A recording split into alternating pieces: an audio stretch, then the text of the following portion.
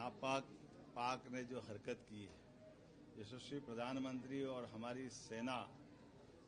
दोनों सरकार और सेना ने मिलकर जिस प्रकार से उसका मुंहतोड़ जवाब दिया और उनके होश फाख्ता कर दिए, हमारे लिए ये चुनौती का समय भी है, लेकिन देश की सेना और यशस्वी प्रधानमंत्री के कुशल नेतृत्व का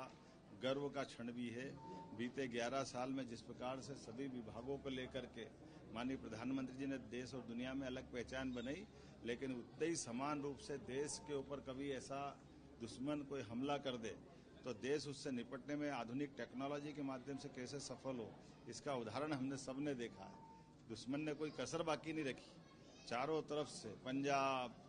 राजस्थान, जम्मू कश्मीर, हरियाणा, हर तरफ से उनने अपनी सारी कोशिश कर ली, लेकिन हमने सबने देखा और दुनिया को दिखाया माननीय प्रधानमंत्री जी ने अपने माध्यम से कि हमारे पास आधुनिक सुविधाओं के साथ साथ वर्तमान में सुरक्षा के लिए भी वो सारे प्रबंधन सेना ने माननीय मोदी जी के नेतृत्व में रखे, जो विकासशील देशों में कभी इजराइल में, अमेरिका में ही देखते थे, वो सब हमारे पास है। हम सब अपने आप को अगर महफूज रखे हुए हैं तो अपनी सेना के और वर्तमान के इन संसाधनों के बलबूते पर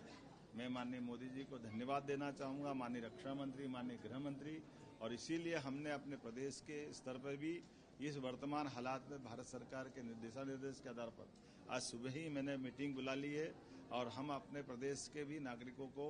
ये आने वाले किसी प्रकार की चुनौती में अपनी सारी व्यवस्थाओं को करने में हम सम्बद्ध हों, और खास करके यशस्वी प्रधानमंत्री के नेतृत्व में पूरा देश एकजुटता के साथ दिखाई दे, इसके सारे प्रबंध हमने किए हैं। और मैं मान के चलता हूं कि